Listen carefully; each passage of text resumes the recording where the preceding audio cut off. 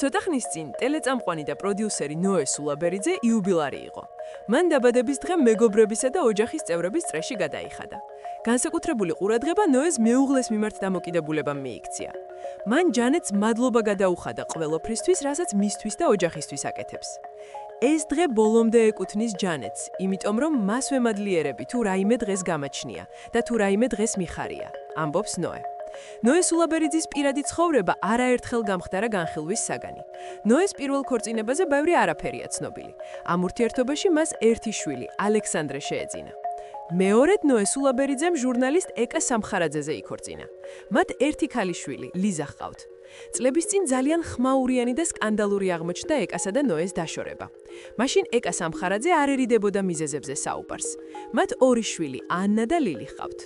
ნოე სულაბერიძემ მესამედ მის საქართველო ჯანეტ ქერდიყოშვილზე იქორწინა.